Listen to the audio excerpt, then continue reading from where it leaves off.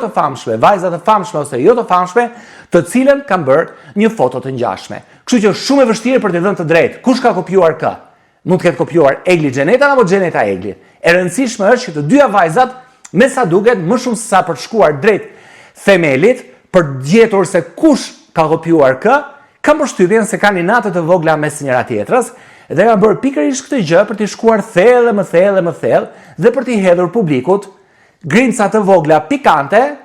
që t'i djegin dhe të komentojnë të gjithë dhe të rikthehen në vëmendje pikërisht në këto momente ku janë në ekran çdo ditë të diel me njëra tjetrën. Dhe kam përshtypjen se cili nga ata të cilët të bëjnë një jetë publike duan të provokojnë her pas here për të mbledhur vëmendje rreth tyre. Kjo për sa i përket historisë së Xhenetës dhe Eglit, të cilët me sa duket portalet janë marrë gjërësisht ditët e fundit dhe qelloi që ditët e fundit portalet folën për dy mundësi kopimi nga njëra tjetra. Pra, sipas tyre, është Egli që ka kopjuar Xhenetën, pra të pozën kështu, dhe Megi Pojani që ka kopjuar Luanën për pozën tjetër, siç e tregova pak më parë, me flokë të shkurtra, me tualet të rëndë dhe me buzët të lyera mishtore. Por çfarë ndodh? Në qoftë do i kthehemi edhe një herë për të zbuluar se nëse Megi vërtet ka kopjuar Luanën apo jo, por postimi i Luanës nga ana tjetër mund të jetë thjesht një rastësi,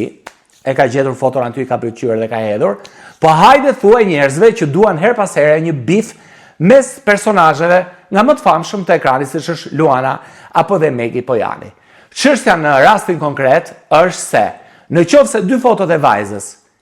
vajzave, me flokë të shkurtra të zezave tualetin që thash, do i vendosim në Google Images, do shikoni se shpesh herë përgjigjja do të jetë Kris Jenner, sepse pamja e tyre nuk mund, nëse do shkoni në gjyq dhe do thoni kush ka kopjuar kë, kam përshtypjen se gjyqtari do thonë hey, ju të dyja vajza keni kopjuar një personazh shumë të njohur që është nëna e Kim Kardashian. Kështu që në rastin konkret asnjë nuk ka kopjuar asnjë tjetër, por ndoshta thjesht janë frymzuar nga personazhe shumë të njohura të showbizit ndërkombëtar.